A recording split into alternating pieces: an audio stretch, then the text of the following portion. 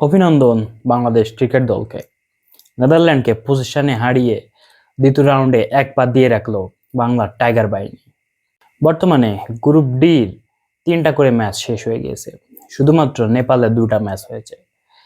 Group ডিতে 3 ম্যাচে 3টা জয় নিয়ে 1 নম্বরে অবস্থান করছে সাউথ আফ্রিকা।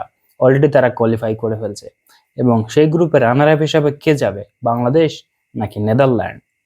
বাংলাদেশ অলরেডি আজকে নেদারল্যান্ডকে হারিয়ে এক পা দিয়ে রাখলেও পুরোপুরি 100% এখনো হতে পারে নাই, কারণ বাংলাদেশের লাস্ট ম্যাচে রয়েছে নেপালের সাথে। নেপালের সাথে যদি বাংলাদেশ লাস্ট ম্যাচে জিতে যায়, তাহলে কোনো সমীকরণ ছাড়াই বাংলাদেশ চলে যাবে সেকেন্ড রাউন্ডে। কিন্তু বাংলাদেশ যদি নেপালের সাথে, আমরা আশা করি হারবে না, কিন্তু গোল বলের খেলা, যে কোনো সময় যে কোনো জিনিস ঘটে যেতে পারে। যদি বাংলাদেশ হেরে যায়, তাহলে সমীকরণটা কি হবে? যদি বাংলাদেশ হেরে যায়, তাহলে শ্রীলঙ্কা তো অলরেডি বাদ হয়ে গেছে, শ্রীলঙ্কার কোনো সমীকরণ নাই। নেপালের 2টা ম্যাচ হয়েছে, একটা হেরে গেছে, একটা বৃষ্টিকণে পরিত্যক্ত হয়েছে, 1 পয়েন্ট। কিন্তু তারা যে 2টা ম্যাচ আছে, 2টা ম্যাচ জিততে পারবে না, কিন্তু যদি 2টা জিতে যায় তাহলে নেপালেরও সম্ভাবনা আছে।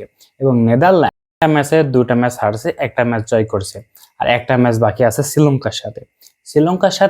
শ্রীলঙ্কা অবশ্যই চাইবে টুর্নামেন্টে জয় নিয়ে মাঠ ছাড়তে, কিন্তু নেদারল্যান্ডের তো সুযোগ আছে সেকেন্ড রাউন্ডে যাওয়ার।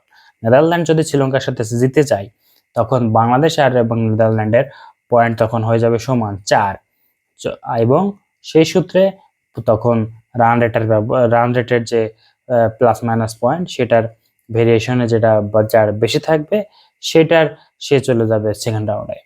তো এখন ডি গ্রুপের শেষ খেলা, মানে বাংলাদেশের নেপাল এবং শ্রীলঙ্কা নেদারল্যান্ডের খেলা হবে 17 তারিখে।